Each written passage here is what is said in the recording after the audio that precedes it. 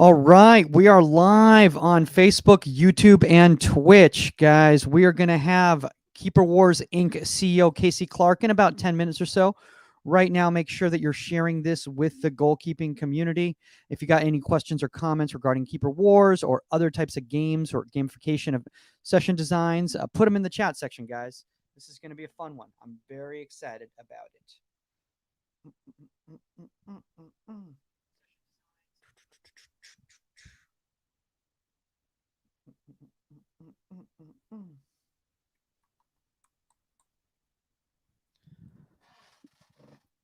Should be a fun time, guys. Make sure putting those questions and comments in the comment section, guys. Talking, incorporating games into your session design.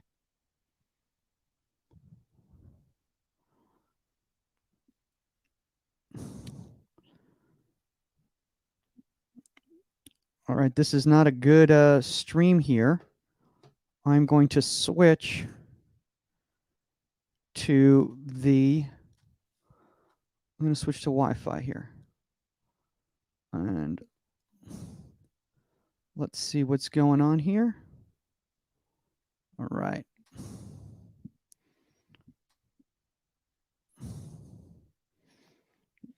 Let's connect to Wi-Fi because I feel like that is a better connection for everybody here. Let's see what happens there. We seem to be having some issues here with the Wi-Fi.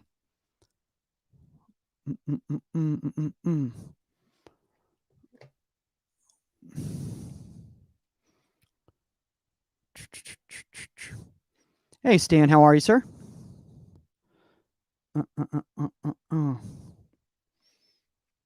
Let's see here. Let's get out of here. Let's go network. Let's go to the Wi-Fi. All right, that should be improving. See you guys all in a second. Hold on a second. We're having some issues here.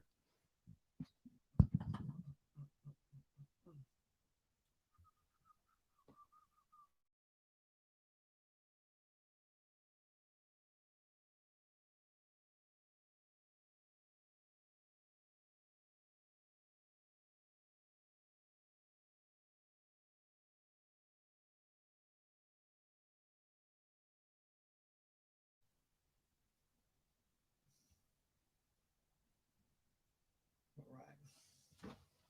Hold on a second here.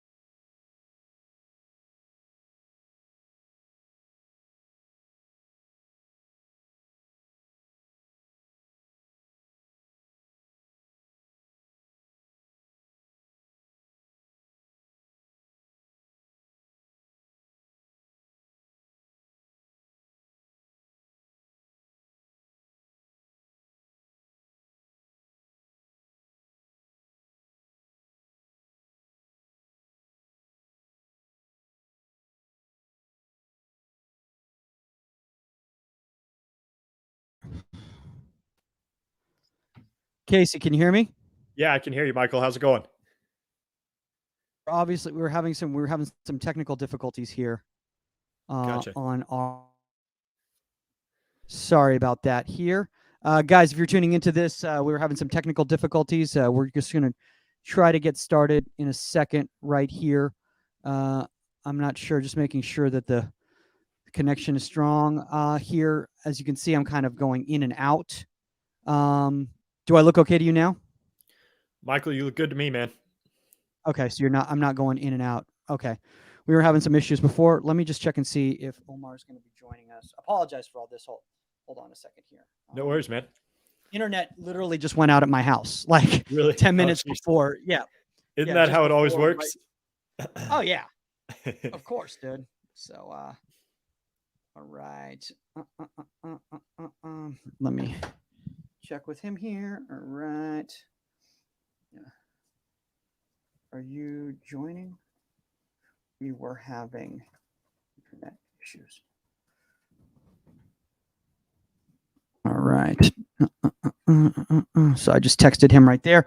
Apologies on all of this, but we're kind of in the middle of the season right now. Omar's got a LAFC2 Vegas Lights, and Saskia's got UCLA going on. So Wow. plane flights got moved. So she's on a plane to Arizona right now, and and then obviously on Omar's side, that whole minor league soccer world. So Oh yeah, man. Lots of yeah, moving pieces there. Yep. yeah, everything's always changing around. So I'm just waiting to get confirmation from here. And let's see what he says here. Oh, he says he's out. Okay, so I guess it's just gonna be me and you. Hold on one second. No stress. It is what it is. Time if can you look at the Google Doc.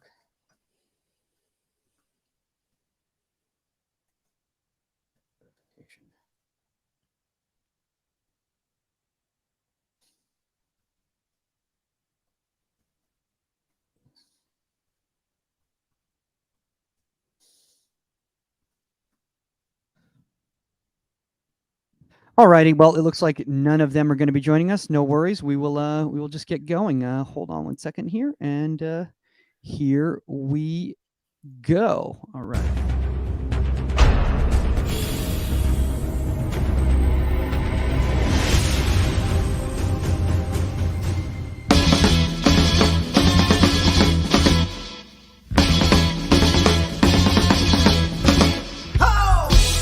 Welcome to Inside the 18. I'm Michael Magid, live from Hollywood, California.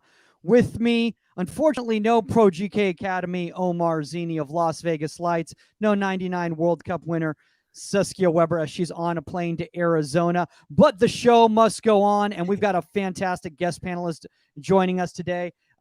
This is actually going to be really exciting for me because I've always loved this game. We got the CEO of Keeper Wars Incorporated, Casey Clark, joining us. What's up, man?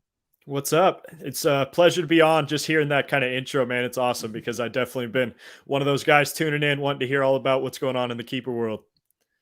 I mean, we're really excited about this, dude, because I think, for a lot of people out there who might not kind of be familiar, maybe some people overseas who are a little kind of unfamiliar with what we're talking about, because maybe this is a little bit more of an American soccer camp type activity and everything like that. Like, Right. Why don't you kind of give just a nuts and bolts on what Keeper Wars is and how you got involved with it? Yeah, absolutely. So, me personally, obviously, I was a goalkeeper. I grew up playing goalkeeper in California, actually, and I was on the Northern California side, and so got to play in a tournament called Nomads, and there was a goalkeeper competition called Goalie Wars, and I didn't know anything about it. I just knew it had something to do with goalies, it had to do with competition, and so I was in. So I got signed up for that. Honestly, I was super nervous because I didn't play anything like that before. And we got to that tournament, and it was something that was going on alongside a normal like team tournament they have in San Diego. And so played in that. I was blessed enough to be able to win that event. But I mean, that was something that is up there with signing my first contracts as professional and all those things that you dream of. It was a platform that was just for goalkeepers, right? It was your opportunity to kind of showcase what you can do, and see where you stand in the keeper world. And you never really compete against another goalkeeper from another team. It's usually just training with your own teammate. And so that event itself was something really cool to me, and it kind of stuck with me. So I got to go on, play in the collegiate world in Nebraska. I got to go play semi-pro all over the U.S. with Oregon and St. Louis. And after that, I got to sign both indoor and outdoor professional contracts and played 4 or 5 years there. And so from that, I wanted to see what else I could do. And that's kind of how this thought came about. We wanted to see what we could do and give back to the goalkeeper community. So we've developed this platform, and we wanted to bring USU soccer and tell them what we were doing, and they jumped on board. And man, so we're taking off. We're putting on these events all over. Very cool, man. I mean, I think it's a lot of fun what you were talking about right there, because one of the things that a lot of people don't understand is that there are certain aspects of the competitive nature of youth athletes that we really want to keep honing in on, and gamification is definitely a way to do that. And I like the fact that you've taken something that a lot of kids have enjoyed on their own in training sessions and said, oh, you know what, we can develop this as kind of an ancillary sport, if you will, kind of how people use, futsal, and activities like that to kind of work on the full 11s type of game. Just real quickly, Casey, like what type of aspects of the 11v11 game do you feel Keeper Wars really benefits? For that goalkeeper position, you can go 90 minutes and you make 2 saves. And that's kind of hard to see kind of where you're at, if that's the scouting side or if that's just you getting to be involved in that game. And so when you want to talk about the gamification of training sessions and trying to get more reps in, this is that for goalkeepers. So when we put on these events, there is constant shots, constant distribution, constant fitness level, and then the mindset of how you're going to attack this game and try and beat that opponent that's in front of you that's trying to do the same to you. So I think all of that stuff that the goalkeepers have to go through, it's just kind of jam-packed in a tight, action-packed game. And so bringing this into training sessions, bringing this into its own platform is, I think, everything that goalkeeper position needs, and we're excited to be a part of it. I mean, look, I think one of the things that that you kind of brought up right there is in regards to, obviously, that it's an individualistic activity within a team game. Obviously, the goalkeeper now is much more incorporated into the team dynamic as that may have been in the past. Is that something that's kind of like a concern with you guys with Keepers Wars Inc? Is that like this is kind of glamorizing or encouraging kind of like that uniqueness of the position rather than the aspect of being part of the team? Yeah, I think it's just they've always been the background heroes. As a goalkeeper, you don't get much of that limelight, much of that love in your position. So I think what this does is it gives them that. It gives them that enjoyment. It gives them that spotlight. It gives them that platform to be seen, to showcase what they can actually do. And I don't think it takes away from the team aspect or what they're able to do with their teams or the soccer world in general. I think this is just an added benefit. This gives goalkeepers that opportunity to showcase all that work they do behind the scenes and what they can actually do. And then also on the learning side, it shows them hey, maybe I need to work on this. Instead of going through a whole bunch of games, let's say you're on a great team and you don't get many shots and, your team's winning everything and you think you're on top of the world. This gives you that basic understanding of, okay, I still have some things I need to work on, because they're going to put you in all of those situations that would be those game shots, those quick action thinking. How am I going to distribute this ball the best? And it puts all those things to the test. So I think it's a big learning side and development in this actual competitive environment instead of just a drill setting at a regular training session. Okay, so I like that aspect of what you're talking about right there, because I think the aspect of that competitive environment, I think, is so important, because obviously, and we'll talk about this once we start kind of getting into the topic, and today's topic, guys, is going to be incorporating games into your session design. But a lot of times there's no stakes when coaches put games together in activities and stuff like that. And is that something that kind of one of the reasons why you actually make it a competitive event with trophies and playoff formats and all that sort of a thing? I mean, to be honest, Michael, it was something to where I thought about this as a goalkeeper what would I want this event to be for my younger self? What was everything that I wish that I had when I was growing up? And so we tried to incorporate that. I have an amazing team. We have some great partners to help make it possible. And we wanted to do that. We wanted to truly give back to a neglected audience. And then while we were doing that, we were able to see, hey, we can make this a platform for these people to be seen and kind of showcase what they can do, get advanced stats. So bringing this competitive environment is absolutely going to help these goalkeepers, like just what you were talking about. And I think this is something that we can not only give a platform, but we're able to truly put them through what may be seen as a ultimate training environment, right? They're going to war against another goalkeeper, but it's not going to hurt or take away their team's stats or anything like that. They're just able to showcase what they can do in a competitive environment. So some may see it as a great training opportunity, and others are going to see it as we have national qualifiers for them to get a national championship opportunity. And so I think all things kind of lead to a positive direction for the goalkeeper world. I'm excited about it when we actually start watching some of the footage and stuff like that, because I think it's pretty cool in regards to the way that you guys go about doing this. Now, I kind of want to drift into the topic right now, guys. And like I said, today's topic is going to be incorporating games into your session design. Maybe, Casey, for maybe some of the parents out there that are listening that might not kind of be as familiar with like the coach talk that we do and everything like that. Like, what do we mean by games?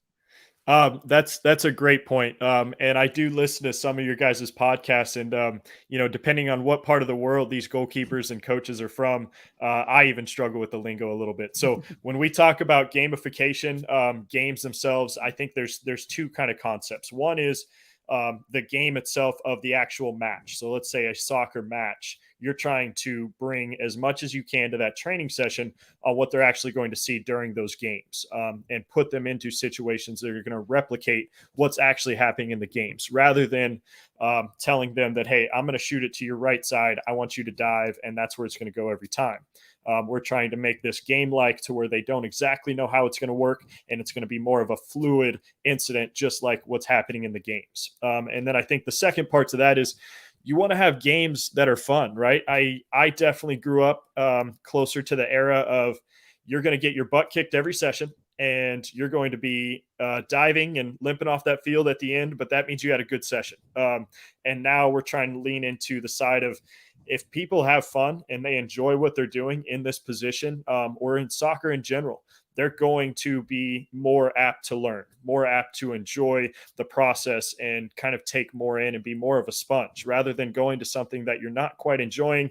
There's no real fun environment to it. And so I think that's the second part of game-like sessions that really brings another positive to the soccer world or to the coaches world.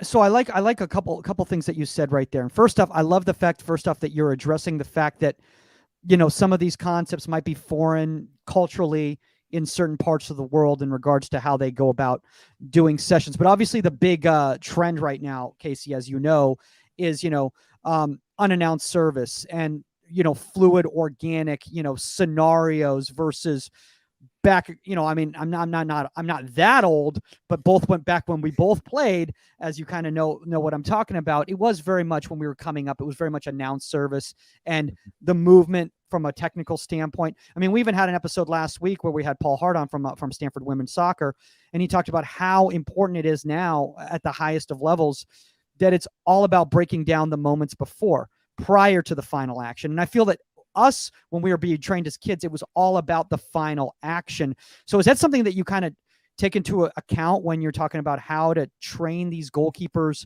to play the game as opposed to playing the drill? Yeah, I think that's a huge topic. I mean, that could be a book in itself, really. But just in simple terms, I think that this is something that is actually, the best way to put it would be, if I'm going to be putting you through a session and I want you to make the save at the end of the day, we want to not concede goals. One way of looking at that is making sure that they can make the save itself.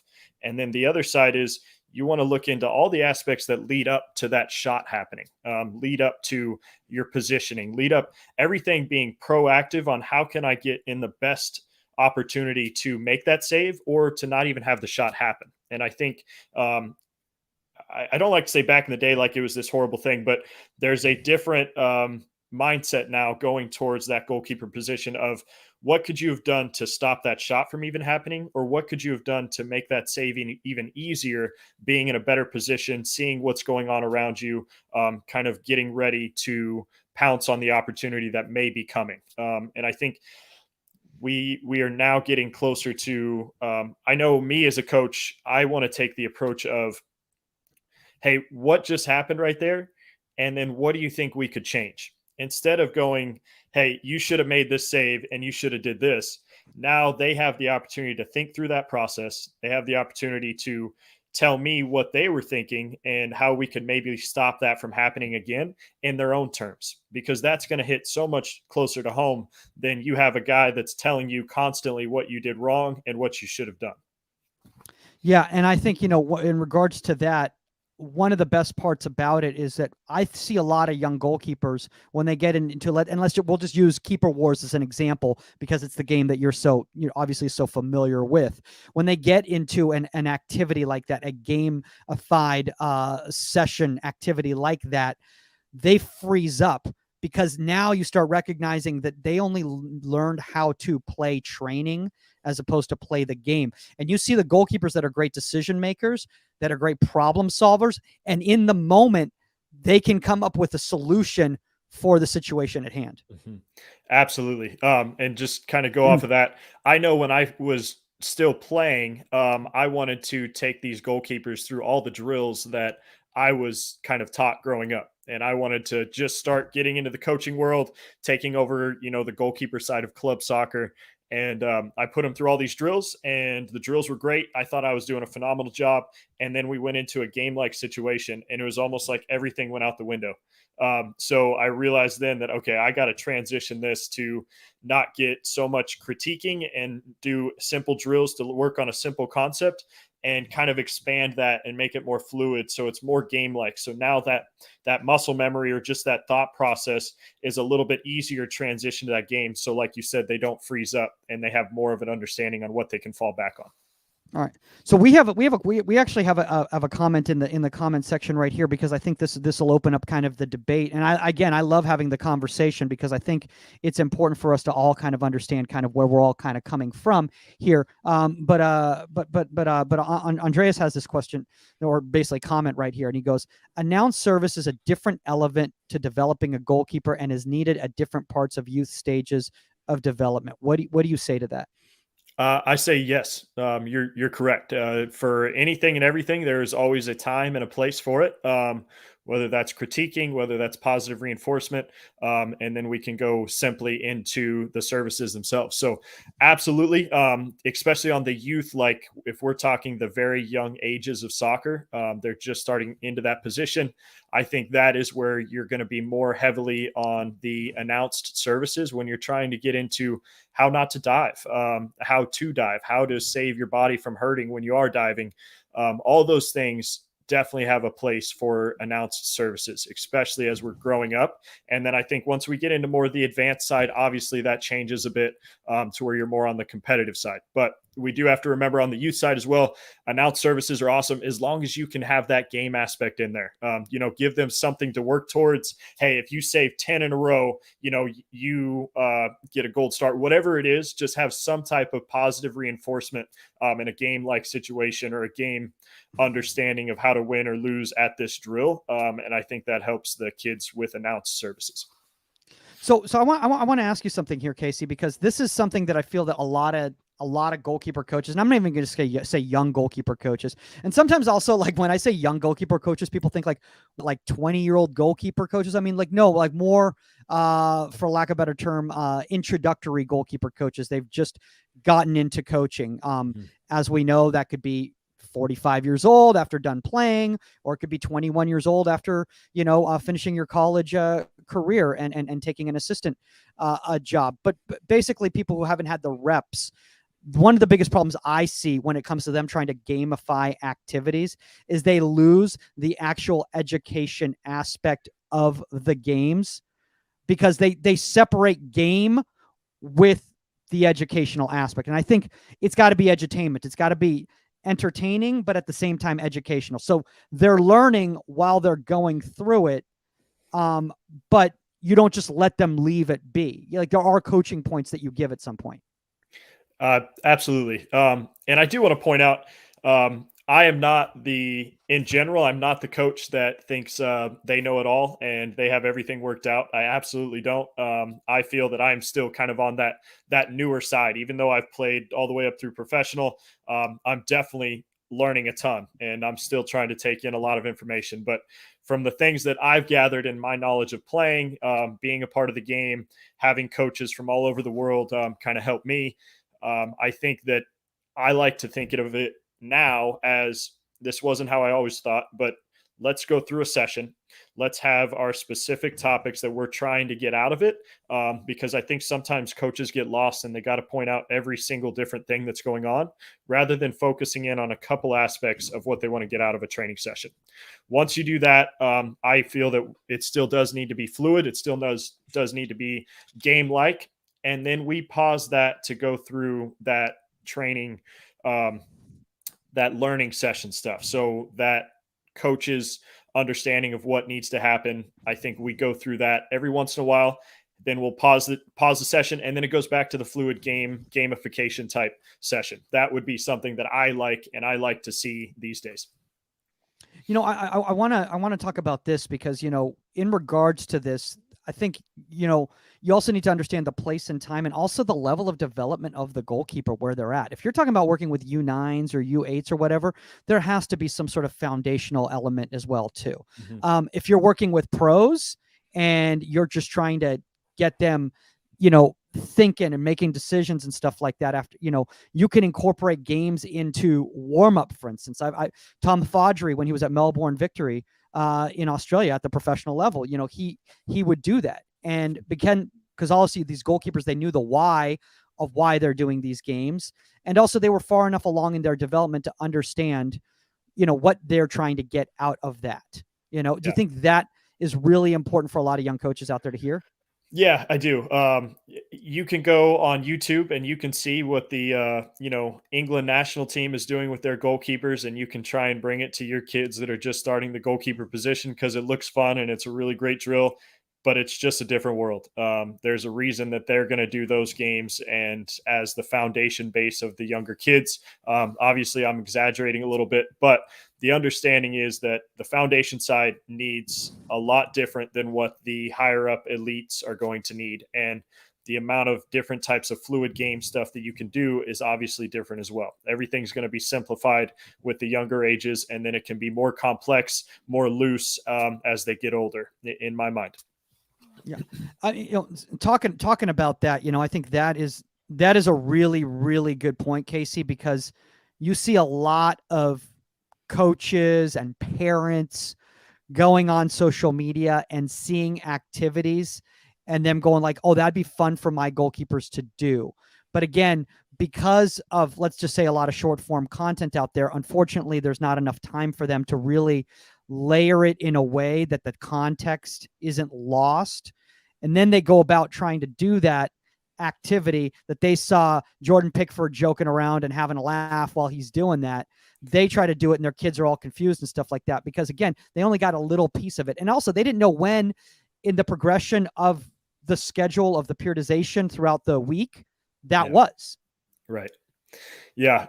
And especially on the professional side, they're, I would say, 10 times more training time leading up to games than what our youth is doing, so you have to take that into consideration, to where if you see one session that's going on, they may have 2 a days. They may be done. That may be the last 10 minutes before they go rest for, the next day leading up to the game or whatever's going on. So definitely understand that the amount of training that those goalkeepers are doing compared to what the youth side is, your sessions are going to have to be different, because you have to focus in on the fundamentals of specific things and get more encompassed everything in a smaller amount of time for the youth kids leading up to games, if you're trying to replicate what the professionals are doing. Yeah. Speaking of professionals, this comment just came up in the comment section right here from Doug Heffernan, and he goes, "Can we have Michael and Casey play a Keeper Wars game?" That would not go well.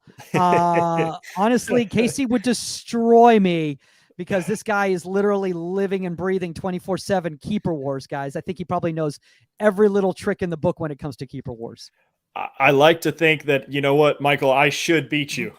Some days I wake up and I don't know if I can actually hop in that goal and still be what I remember myself being. But yes, I get to live and breathe it. So when somebody asks if I would beat somebody, I like to think that I have a pretty good chance. Then they bring up the Tim Howards and stuff like that, and I say, Tim Howard now or Tim Howard, before he played Belgium in the World Cup. So different things. But yes, I will say that I am favored, but anything can happen. I mean, and that's actually kind of the fun element, obviously, of the Keeper Wars, is that anything can happen any given day, and that 10-year-old can beat that 17-year-old with just the right side, side volley or sling throw into the right top corner. So yeah, with our events, we do have age brackets. I didn't explain that for parents and everything. okay. So your 10-year-old. So it's not like the UFC back at the very beginning. So it's not like back in the day in the UFC where it used to be just like that 320-pound guy versus the 120-year-old. Like, yeah, exactly. We got the weight classes kind of dialed in. We'll do 2-year age brackets, and then we'll have national qualifiers from that. So sometimes we'll get parents saying, leading up to the event, they're super excited. My goalkeeper has not lost a game in so many years, and he's so good, and blah blah blah. And all of a sudden, they get to see some other keepers that are not too bad themselves. And so it's sometimes an eye opener, and sometimes it's super exciting because they didn't think they'd do well, and they actually fare pretty good. Yeah. And by the way, anybody who's watching right now live, guys, on the feed, either on Facebook, YouTube, or Twitch right now, if you guys have some games that you have done at your sessions that have been very successful, we want to hear. So put them in the comment section, guys. We would absolutely love to hear and kind of break those down. Speaking of that, Casey, do you feel that every progression should have some sort of a game element to it, or is that unnecessary? I don't think it has to be there. I think there's definitely times where, hey, you just need to get repetitions in. You need to get that muscle memory understanding. Okay, this is how we're catching the ball. This is how I'm catching low balls. And there can be that. And I think that for our youth, especially on the younger side, they have to go through those repetitions. You're going to have to catch thousands of balls before you actually feel comfortable doing that. So I don't think there has to be a game. I just think it's a lot more enjoyable. So if you take that psychological side of, you have a kid that's going to a session and he knows every day he's going to get to play a game, he's going to be excited about it. They're going to get a lot more out of that kid than the kid that is kind of dragged to practice by the parents. And he knows that he's just going to be doing drills the entire time. He's just not going to be open to learning and being that sponge and being excited about what he's doing. I mean, look, it's the same way when it comes to any sort of education, in my opinion. Mm-hmm. If I'm sure you had the teachers who treated it like, I don't want to say a show, but they tried to make it engaging. They tried to make it entertaining. They tried to make it an experience where it's interactive and you feel like you're part of it and you're learning throughout the process. And then you had those other teachers where it was straight lecture and just take notes, and you shut down. At least I did. I know I personally absolutely did. Absolutely. I was not the best kid when it came to schoolwork. I was excited about once school was done, I got to go play my sport. But I was the kid in the back of the class. But if you had a teacher that was truly excited to show what they could do and have involvement with the participants and the classmates, I was definitely more engaged in those classes than I was with the other ones where I just had to take notes the entire time, and hopefully I had somebody smart next to me. So yeah, I want to bring this up right now, Casey, in regards to that, in regards to the teachers and the way that they go about things, because obviously we were talking about some teachers being really serious, and I'm talking teachers, coaches, educators in any way whatsoever, and then some being too fun. I think one of the biggest mistakes that I've seen a lot of coaches make out there, and I've been a culprit of it too, is incorporating too many rewards or too many punishments when it comes to any sort of gamification of activities. Yeah, there's a fine line there, and I think in every every situation, there's not one answer, right? There's all these different ways to go about coaching and how you're going to be involved with your team. And the higher up elite teams of whatever age are going to be probably handled differently than the recreational side or just there to have fun. So the rewards and punishment stuff.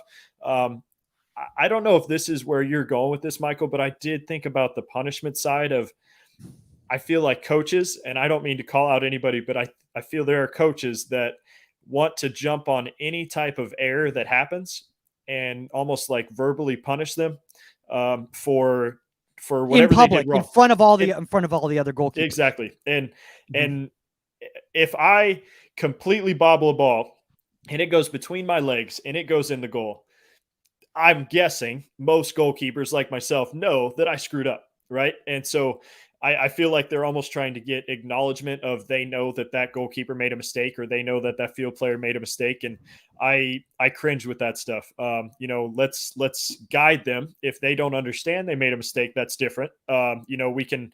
I would rather ask them, hey, what happened there? Hey, what could we change to maybe not let that happen again? Just changing your verbiage is now not a punishment, but it's going to help them understand, okay, they have to think through that process. They understand that they messed up. We're past that. And now we're going to find out what that solution is to help them go forward. But I think a lot of that is just micromanaging, and a lot of goalkeeper coaches thinking it's about them as opposed to the experience, and allowing the other players to fail and explore and live. Dan Abrahams talks about this all the time, a fantastic, sports psych out there, who says that if the players aren't allowed to fail and also live internally with their failure, then they're always going to be looking for you for the answers or to help them deal with the situation, as opposed to build that autonomy and that personal understanding of what it's like to fail, what it's like to succeed. Yeah. And it's the same thing as, like, have you ever had these youth teams, these youth clubs that have, kids with beards at 10 years old, and they just roll through the table, and, and then all of a sudden they finally lose in the League Cup final, against a team of better skilled players who maybe aren't as more physically mature, and they don't understand how to deal with it because they've never lost. Yeah. Because they've been so physically overpowering everybody else before. Yeah, that's such a huge thing, man. And that goes well beyond the field. That's life. That is a lesson that has to be learned. And I think coddling is it's not my way of how I want to help these kids go through situations. Everybody's going to have challenges. Everybody's going to take losses, but it's how you handle those. And if you can be a coach that's going to help those kids understand that, hey, a loss happens, to everybody, no matter how good or bad you are as a player or as a person or whatever, you're going to have L's, and those L's, as long as they can, stand for lessons instead of just you lost and that's the end of the world, then I think that's going to be a huge factor for them to go through all obstacles in life, because life is not easy. And so if you can handle those things and understand that, okay, I lost here and I'm still breathing, I can take that to the next match, and I can learn and learn and learn and keep getting better. I think that's what it's all about. So yes, absolutely what you're saying. Speaking of failure and that life is not easy, I see Bonet behind you. I can't put those together. I don't know how. I don't know how to do it. I can't do any portable goals whatsoever. Really? It is literally impossible for me because it's the netting. The netting gets all meshed up and everything. And I've seen the tutorials and I've gotten the instructions, and I know everyone says it's so easy to do, but it's literally one of the things where, like, at the end of a summer camp that I'd worked, they're just like, yeah, we're not even giving you that responsibility anymore because just took it away. Yeah, they just took it away. Even when I was like a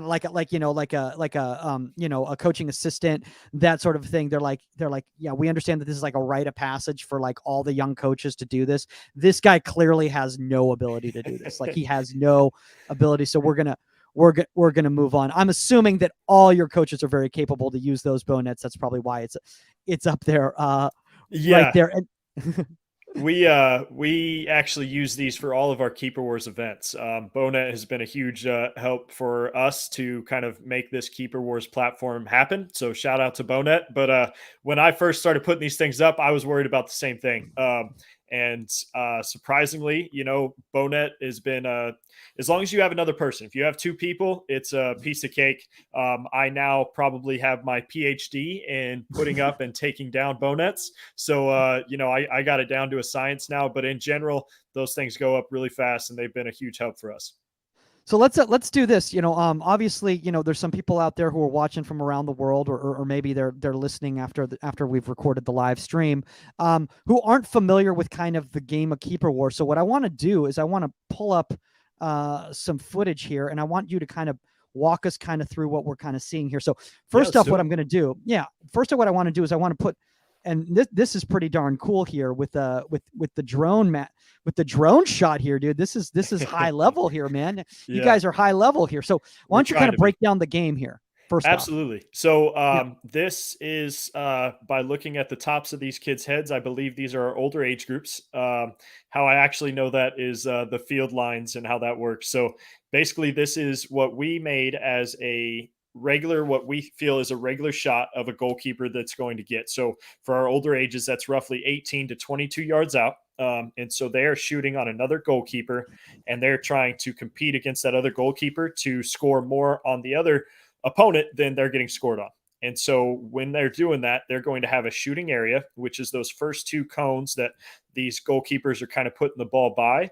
They can shoot it in that shooting area however they would like. So they can throw it, they can punt it, they can kick it, whatever they want to do to try and score. So they can work on all different types of distribution to try and get a goal on that other goalkeeper.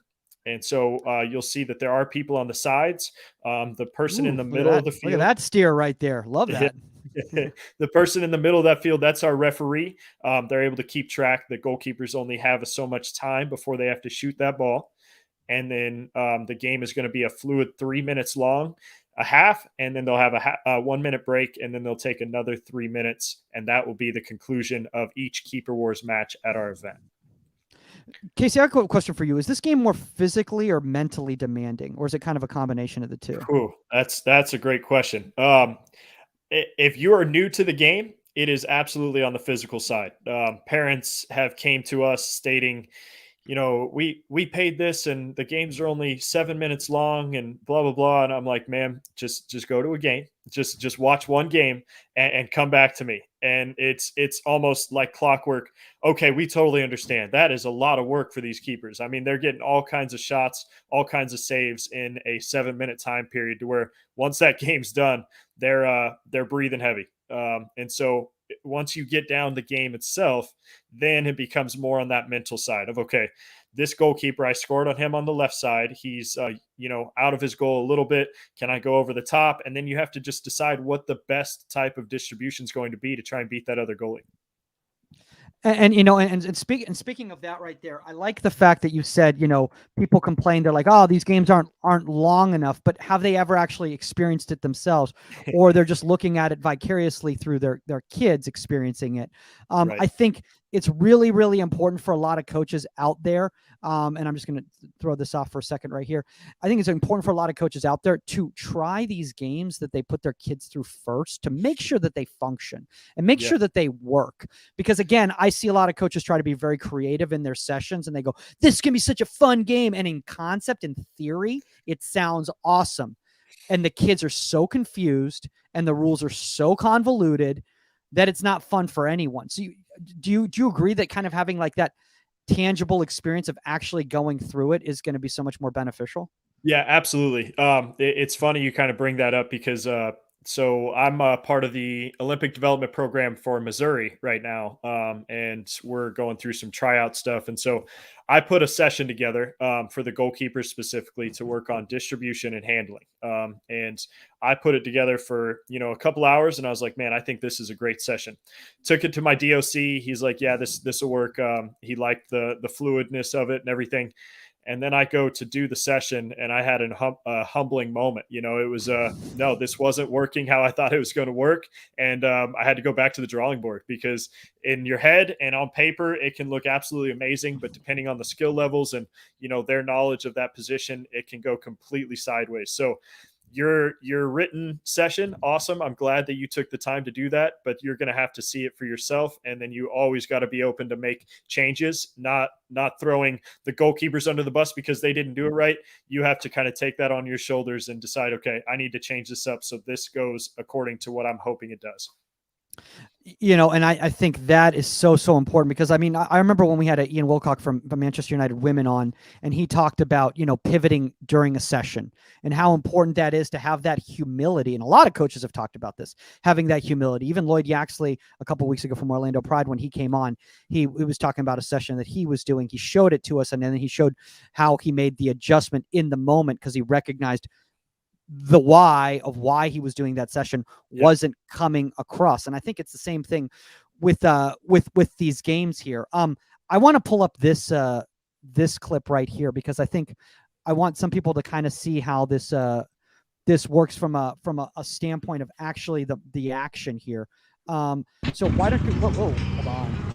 I'm just gonna freeze that up. So first off, why don't you tell us what's going on right here? So this is kind of the actual view that most people will get from the sidelines, right? When they're watching their kids. Yeah, absolutely. Okay. So there's a goalkeeper in goal. He's playing. And then there are people that are giving him the ball, basically our ball boys on the sides. And so this is a live action game to where they're getting set. That goalie was just scored on, and he's going to restart with the ball. So the referee is keeping track of the score right now. And then he's working on different types of shots to try and get it by that goalie. It looks like he just did on that one. Is there a team? Are there any team keeper wars as well, where you got twos or threes or anything like that, or is it all just single individual? I would say for right now, this is just individual. We wanted to make sure we were being able to give just those goalkeepers the limelight. Who knows what we're going to kind of build onto in the future, but as of right now, this is truly something for our goalkeepers to kind of showcase what they can do on the distribution side, as well as the making saves. I know sometimes we'll get comments back of, well, my goalkeeper just doesn't know how to shoot, so he didn't win the games. And I like to think of the shooting aspect as more as they're working on all types of distribution. So if they want to work on their kicks, they can. They want to work on their throws, and they have to hit accurate spots just like you would in a game. Okay. So like, as I'm watching right now here, like just to play devil's advocate, and I'm going to freeze this up real quick, and we'll go back to it. Casey, an argument that I get a lot of times when it comes to individual keeper wars is that you're taking the thinking element out of goalkeeping. You're talking about dealing with communication and organization and reading angles and all that sort of thing, because it's more about the final action, and it's more about just positioning and final action movement. Gotcha.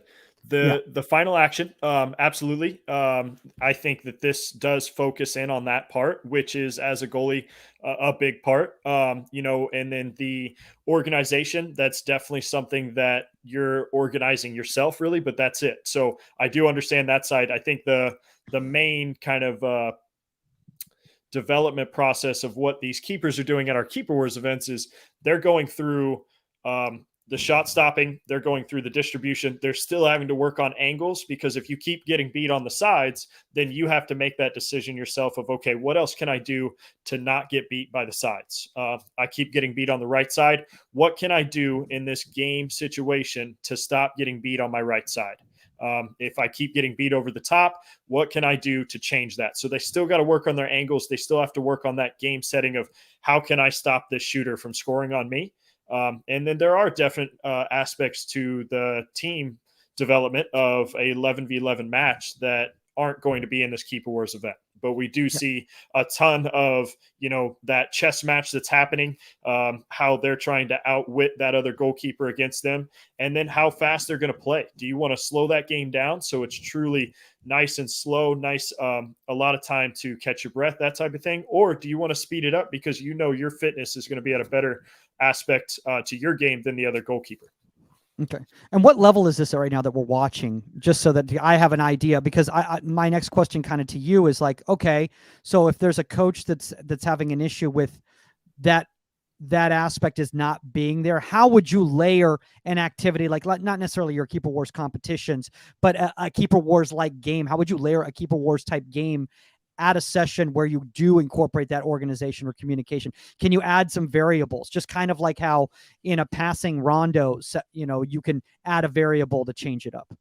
Yeah, so if you wanted to take this into your practice session and you wanted to try and help your goalkeepers get more of the communication, the vocal side out of their keeper, if they're struggling with that, or you just want to help build that connection with their back line, off the top of my head, I would state, let's open up that keeper wars field, make it 20, 30 yards. And now let's add in 3 to 4 people on both sides. So now you're playing a 5v5 setting, something like that, to where now you're able to give vocal to your defensive line. You're able to make sure you're marking up right. You got your angles right. You're watching the through runs, and you're communicating with your back line, because that is a huge thing with your goalkeeper and their defensive line. And so when you're doing that now, not by making it, you could say, okay, we made it back to full size field. Well, now their time of actually getting connection with the ball and action actually happening is going to be less. So we want to try and maximize that side. So we want to try and keep the game short, keep the field short. And now they're able to work and get that much more constant interaction with their team, as well as shots, as well as, scoring opportunities in a keeper wars field that would be a little bit larger, have 2 goalies, and then have a couple people on the field. See, Casey, you don't need all these logos in the background, man. Everything that's up here right there. That's enough for the audience right here, man. You don't need to, you need to share. I mean, it's awesome that you guys have all that stuff going on right there. But what I love right now, and I want a lot of people out there who are watching this or listening to this to hear, is the fact that Casey is an actual educator. He's not just a guy who loved playing Keeper Wars as a kid and thought, oh, this is a way I could monetize this type of activity. You are literally thinking, how can this benefit the goalkeeping game? And I think, I've seen some of the other stuff that you're doing outside of just your Keeper Wars a game, and you're very much so about the development of the goalkeeper and the development of the game. And is that something that's difficult sometimes to get across to skeptical coaches, skeptical clubs, skeptical parents? And I appreciate all that, Michael. Thank you. That's definitely how we created what we did. Was not because we wanted to be another tournament that was going to make money. We developed it for the right reasons. It was everything that I wish I had when I was growing up, and we wanted to make it as professional as possible. And how can we truly give back to this neglected audience? That was it. That's our mission statement right there. And then everything else is kind of developed from there. So what you were saying about skeptics or people that, don't quite hop on board with what we're doing, we're so young to where those people maybe haven't approached us yet. But, the people that come to our Keeper Wars events, I always give an opening speech to kind of just remind everybody why we're here and why this is different, why this is unique, and why we're doing it. And the special things that come out of this event, like the advanced stats that'll follow all of the goalkeepers, the scholarship opportunities, the national qualifying side of this, all of those things, just to show people that this isn't just some tournament we're throwing up and we're going to see what we make out of it. And so the people that come to the events, I think they truly take that home. They see that. And Michael, you're going to have to come to one of these, man, because this is something where definitely, man. Do you guys have an over 30? Actually, group? we do, and it's going to be in Southern California too. Yeah. Oh, nice. We're working on the dates, but we'll work with state associations. You'll have to give me a session design to get ready to compete in that thing and not look like an idiot. So. There we go. I think I got one for you, man. I think I got one.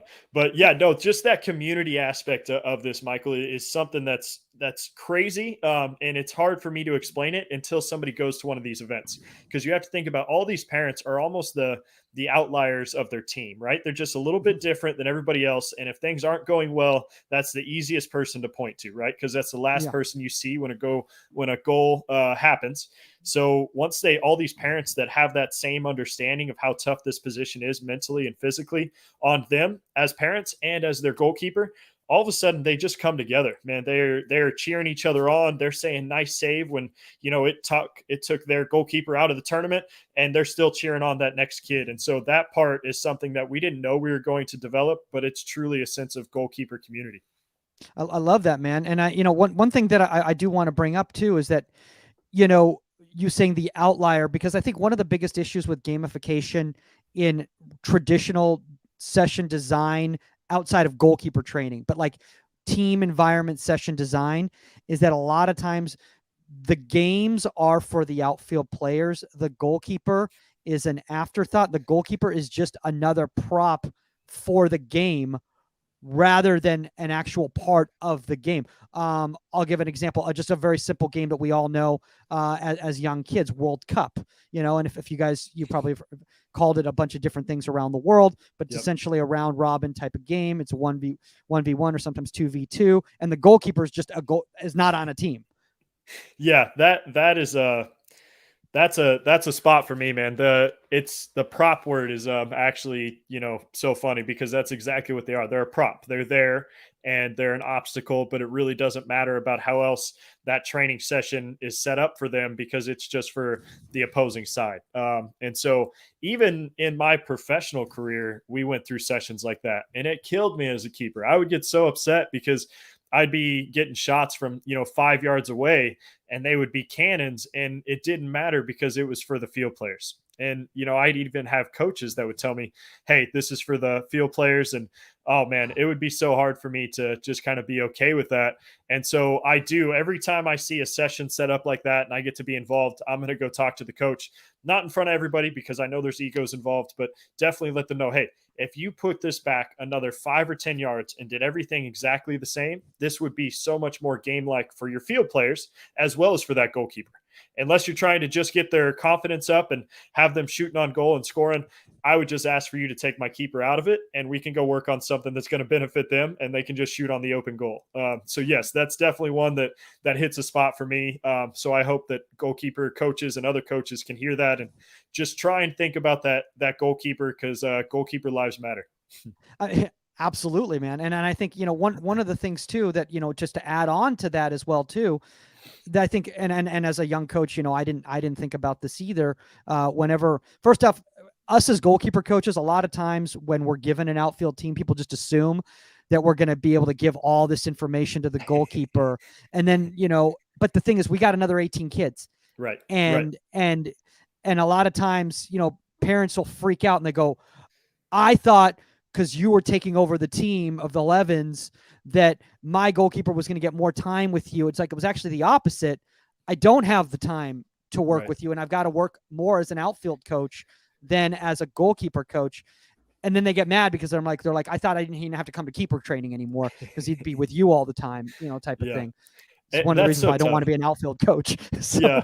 And that's tough. And on the coaches side, I don't mean to, bag on those coaches, because that is a huge part that goalkeeper parents have to understand too, is if there is an 18-person roster, they have 17 other people that are all field players that, need to understand how to get the team, all aspects of it taken care of. And then that goalkeeper is only one kid, even though it is a huge portion, it is a pivotal role.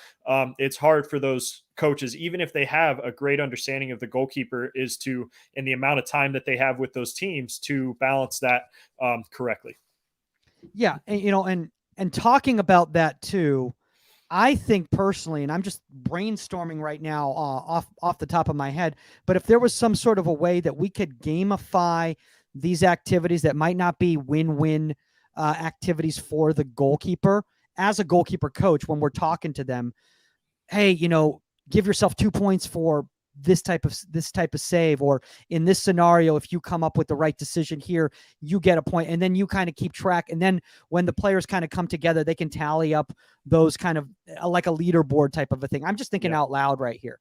I'm just trying to think of ways to help these young goalkeepers. Yeah, a great one to go off of that point system, I think, is I like to applaud the goalkeepers that don't only make the save, but they handle that ball in a controlled setting. So when they do that, now they're able to truly make a save, not give up another shot, not give up a rebound or a corner or anything like that. And now their team gets to start the attack. And so I love giving extra points for a controlled, clean save, something like that. And then when it is a shooting drill that is kind of focused on those forwards or focused on getting that ball in the net, and we have a couple goalkeepers, I do like the competitiveness in between those. So I'll say, 20 push-ups for the goalkeeper that gives up the most goals. And now they have their own little game. It doesn't matter how many goals are scored on each of them. They're just trying to beat that other goalkeeper. And they have that kind of fun aspect. And it takes away from, I just got scored on 30 times because this session wasn't, maybe made for them. And it was made for those forwards to score 30 times. And so now they get their own type of gamification inside a drill like that. See, I love that right there. And again, there you're putting that little bit of extra time, young goalkeeper coaches out there. You're putting that little extra time in with your goalkeeper to let them know that you care about their situation and have empathy for where they're at right now and what they're dealing with. That's better to me than, hey, take go for 3 of them and then take 5 off. Because that's not realistic to the game either, because that now all you're just basically saying is that this doesn't matter in any way whatsoever. So if you add something like that being said, I think one of the biggest issues with a lot of these activities, Casey, and I like the fact that with your keeper wars, goalkeepers can pace themselves, is that it's not realistic from a fitness standpoint of the demands of the game for the young goalkeeper. Young goalkeeper's not going to have 7 shots in a row. It's just not going to happen. They shouldn't, right? Yeah, they should. I really hope not. Physically, that'd be tough. So right. And yeah, that's a great point. And I guess the other side to that would be like, you wouldn't want the whole session to be like that, or you wouldn't want them to just be bombarded with shots. But one thing would be, we in games, no matter what's happening, we're going to get to a point where we're fatigued, right? We're mentally fatigued, or we're physically fatigued because we've been making save after save after save, and being able to still perform while you're fatigued. So I guess the rebuttal to kind of what I was saying on, or what you were saying, Michael, about, taking time off would be, okay, they're that fatigued. Now they still have to get through the session. Now they're still, goal oriented to where I still got to beat this other goalkeeper or anything like that. I think that's going to help them a ton when it comes to crunch time and championship games and stuff like that. I want to talk about this because, there's been a very much of a chat about this in the last couple of years, especially, during the initial phase of the pandemic, when a lot of people had the time to just get on and either complain or try to problem solve what some of the issues are. This is a conversation that's been had, Casey, a lot in this country, in the United States. For those of you guys who are listening worldwide here, we're falling behind. We're falling behind in goalkeeping development from the rest of the world. And one of the reasons that a lot of people brought that up is because we had this camp culture where it was all about drills and week 1, week 2, week 3, and it's just about learning a topic and then moving on from that or whatever. Is there a way to show people that these games, because a lot of times people think games, they think camp because of games or whatever. Is there a way to explain to them that it's not just, another drill or a fun activity at the end of the session? It's actually a session in itself.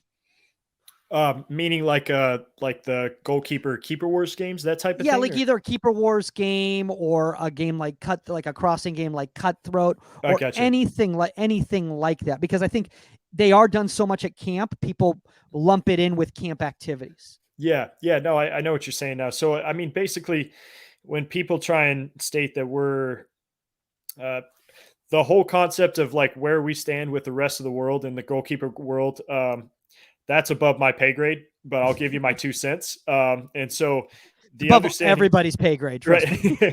So the understanding of those games at the end of like training sessions and stuff like that have a specific role to them. I think that's very important. I think it's very much a positive thing, to where you can state it as a camp thing or whatever. But for goalkeepers, if you're going to play a 90-minute game and you're trying to get specific parts worked into, it's going to be hard when you're just having it completely open. So taking a camp mentality or just a session mentality of kind of focusing in and kind of fine tuning a specific topic and a specific way of going about it, I think is absolutely pivotal for goalkeepers to get to work on specific parts of the game. Right. There's going to be the other side of, they're going to play a whole bunch of games and they're going to get individual things that weren't planned. And then you can talk about them. You can watch film, but it's another thing to be like, okay, we're struggling with crosses. Let's make a 20 minutes at the end of our session or our camp or whatever, where the team's got to whip in the ball. You're going to have some defenders helping you. You're going to have a couple offensive guys, and you're going to have to handle a certain part of your box. And to do that, you're going to get a lot more out of a controlled setting than you are a completely open one where you're just trying to play as many games as possible. Yeah. No, I absolutely agree with that completely, because one of the things is that, first off, I think controlled settings, for lack of a better term, in my opinion, and again, obviously Andreas brought up the fact that there does have to be a certain level of announced service when we're learning new techniques and all that sort of thing. But what controlled settings do to me is get goalkeepers to not be able to deal with improvising within the scenario in a game. We had a goalkeeper on a couple days ago, Tim Melia, out of Sporting KC, and he has some very unorthodox movements in his final actions. And if a goalkeeper coach had stopped him from doing those, which were successful for him and being effective for him, now you're putting yourself in a situation where you might not have a Tim Melia who becomes an MLS goalkeeper of the year. So, allowing your goalkeepers to explore it in an uncontrolled environment, like a Keeper Wars type of game, which still has rules, but you're not telling them they have to strike the ball like this. They have to catch the ball like this, Yeah. And I like that.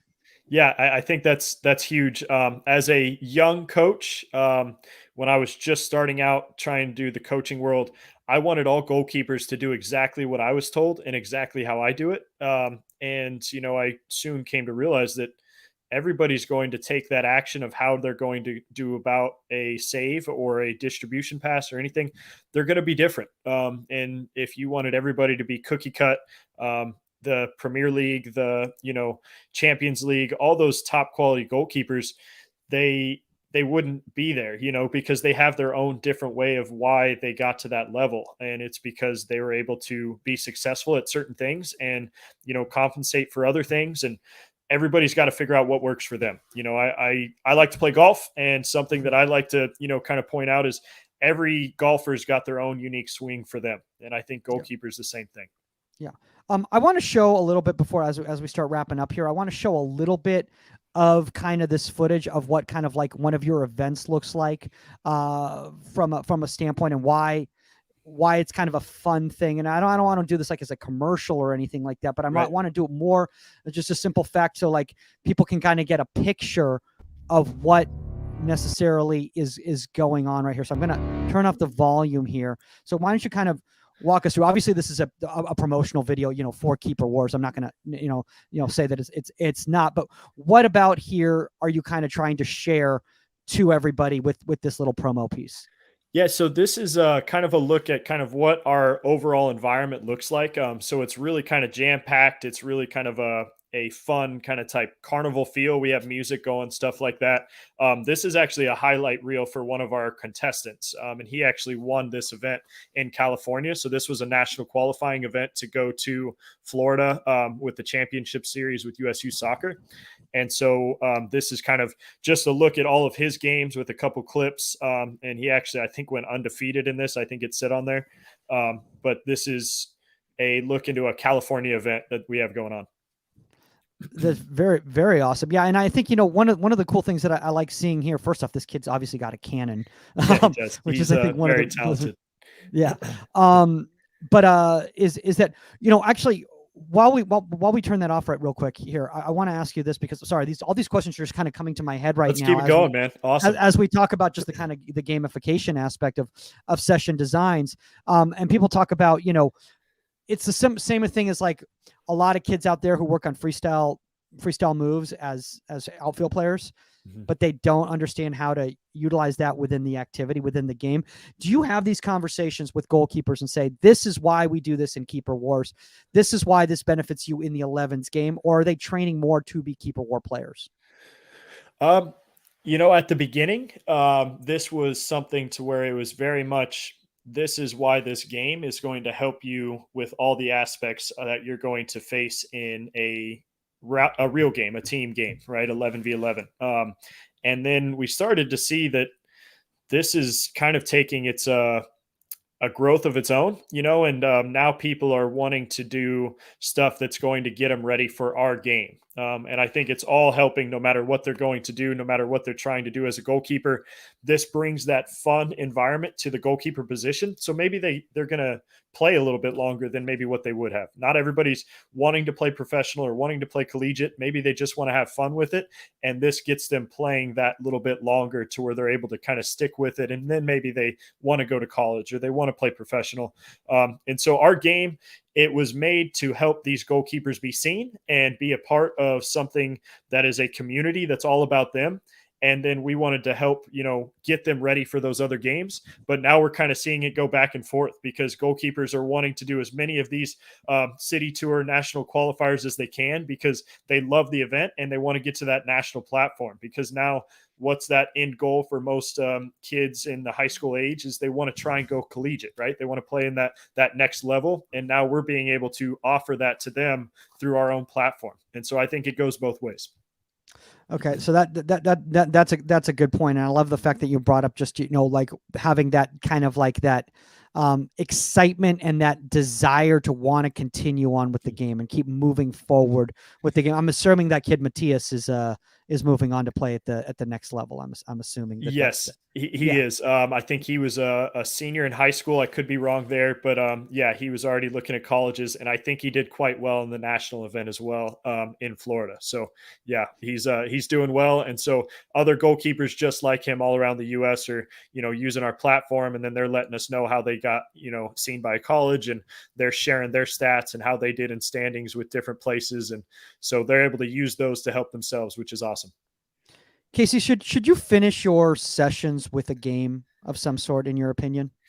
I like that. The goalkeeper position, it can be tough, and sometimes you have to go through really tough sessions to kind of be the best goalie that you can be, and it's not all going to be fun. But if you can end, especially for our youth, in an actual game, in a game setting, that's what people are going to remember when they go home. If you do your fitness and everything in the beginning of the session, what are they actually remembering? They're going to remember how they got to play the game at the end. I know that when I was growing up, sometimes we finished with fitness, and then I just had this like negative connotation of, I didn't want to go back to training because that's what I remembered. So I think definitely ending with the game is a good thing.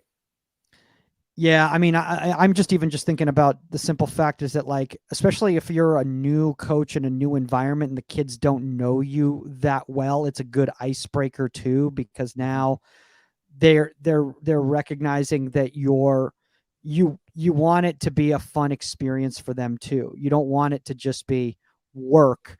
Yep. There's got to be a fun element to it, because again, it isn't, lack of a better term, for all the young coaches out there who don't understand this. I really want you to really understand this. Even at the highest levels of youth development, this is still an extracurricular activity. It's not a prerequisite to go to college or get a job or anything like that. Obviously, if there's some sort of skill set that is beneficial to the game, those kids will find their path. But right now at the 8, 9, 10, 11, 12, 13, 14, it's still about introducing them to the game, making them want to continue with the game, and use the skills that they learn in the game to benefit society, whether there's goalkeepers on the pro level or whether they're, working in corporate finance. So absolutely. There's, I think parents get ahead of themselves a little bit, especially on the youth side. Their kids going to Real Madrid and their kid's going to be this and that. And hey, that's awesome. And we hope that happens. But if it doesn't, they need to understand that there is so much more being learned on that field outside of just that position and where they could go with their careers. And I think that goalkeeper position in general, it teaches you a lot of hard lessons.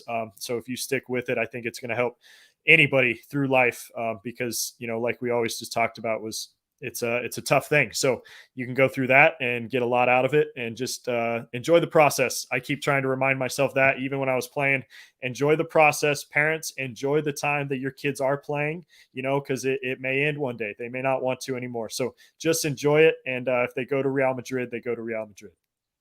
I got one last question for you, Casey, as we wrap up here, and that is just a simple fact: is especially at the youth levels, a lot of times there's only one goalkeeper on a team a lot of times at maybe smaller clubs, they or even at bigger clubs. Sometimes the second goalkeeper for a flight 1 team will be the starting goalkeeper for the flight 2 team.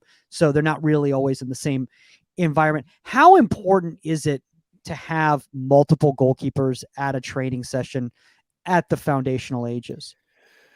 That's a great question. I think it's very important. Me personally, I've done a lot of private lessons to where people want to just do a one-on-one session with me, which is awesome, and I can give them a ton of information and a ton of support. But when they have another goalkeeper there, or they have a couple more goalkeepers, as a coach, you can do so much more things. You can go into so much more game-like situations a lot easier when you have multiple people, and then also they get to see the other side of how that goalkeeper's doing. Okay, they're doing really good at this. Maybe I should watch that. Or man, I'm better at them than this, but they're really good at kicking it. So now they can see another player doing it besides like a coach that can hit a ball on a dime and can dive exactly how they're wanting you to dive. You get to see the other kids, and I think that helps them learn as well. You just brought up a really great point as we're wrapping here, and I know I've said as we're wrapping 17 times now, but there's so Let's much keep it going on. man. Yeah, but there's so much going on here. But is the simple fact is that the demands of the game are different than a 34-year-old man striking the ball or 34-year-old woman striking the ball, on a young player right there. The demands of the game are based on the level they're playing at and the size and strength and ability of the players at their age group, and what gamification or games in your session design allows is that service to be done by the actual players they will be playing against. And I want to really stress that to young goalkeeper coaches out there, because I think a lot of times they get so focused on, the service isn't good enough. The service isn't good enough. Guess what, guys? Have you been to a nines game? The service isn't good enough. It's never, and that's Right. realistic. Yeah. Yeah, no, that's such a great point. And that's twofold. One, you're nail on the head right there, Michael. It's the understanding that you have to replicate what they're going to be seeing, and to have other kids their age is a huge part of that. And also on the other side of that is you're now being able to incorporate that goalkeeper working on their distribution, or that field player working on their distribution, as you're working on that goalkeeper making saves. So now you're working on two different things at the same time. You're more hands off to where you get to work with them individually if needed, and the session's going to go on itself. I think those are two huge parts to help kind of make sure that we're using those field players or those goalkeepers, even if the service isn't exactly what you want. I think the overall what you're getting out of that is a lot better than if you were to do every service. Yeah. And like you were saying, you can incorporate outfield players into your games. It doesn't have Right. to all be the goalkeepers. Like, you can, if there's a couple kids sitting around, waiting for their practice, or they just finished practice, or somebody's older brother or little sister or older sister is hanging around. Hey, you guys want to come in and serve some balls? Yeah. And then Yeah. give them some points for that, or some sort of a structure where they're involved in the game and they don't feel like they're just doing you a service, but they're actually part of the game. And I think we've come up with a lot of great solutions, guys, for a lot of people out there. Casey, the awesome stuff, man. Awesome stuff. Congratulations first off on getting all this stuff going. I know how much work it is to get these types of things. Personally on my end, I produce comedy tours and obviously with the podcast and tours with the podcast, and just the herding of cats that it takes to do these types of things. Yeah. It's not easy. And I think a lot of people need to recognize when they go and they see the final product, how much work went into this. If anybody out there wants to connect with you, they want to either talk to you a little bit more about game sessions that they've done that have worked for them, or how Keeper Wars has helped them, or they want to know more about Keeper Wars Inc., where is the best place for them to connect with you? Yeah. So go to www.keeperwarsinc, Inc. with a K, .com. And that you guys can reach me there. And I have a great team. We have all kinds of resources for goalkeepers. We have discount codes, everything truly that we felt we could give to these goalkeepers. We have it there. You guys can see our city tour. But if you guys just have questions, I'm all for helping the game. I'm all for helping any way I can. So reach out to me there. You guys can check us out on social media and everything like that. But Michael, man, I think we got tons of more stuff we can go over. But I appreciate you having me, man, really. And I hope that we can do this again soon. For sure, man. For sure. I'm excited to actually check out one of these events and kind of, see where the progress moves forward as the project evolves and everything like that. Obviously, guys, if you want to reach out to us with a topic suggestion or a guest suggestion, shout out to Keeper Wars Inc. reaching out about this. This is a great topic. Honestly, a great topic, and I feel that we formed it in a way that it was going to benefit everybody, even people out there who might not necessarily want to play Keeper Wars. Right. I think they still get something out of it. Contact at Inside the 18. That's the number 18media.com or at Goalkeeper Podcast on all social media platforms. My comedy tour schedule, guys, it's michaelmagidcomedy.com. All my dates are set up right there. I will be in LA for several dates. You guys can check that out. But I will also be in Wisconsin, Dine and Laugh. Shout out to the great Stan Anderson of Camp Shutout and Venmo Challenge Racine. We got some wonderful benefit shows that we're doing October 23rd and 24th in Racine, Wisconsin, with potentially the possibility of doing some shows in Milwaukee and Chicago as well during that week. So check that out. All right, now that all the plugs are out of the way, that is all the time for Inside the 18, and we are out. Later, guys.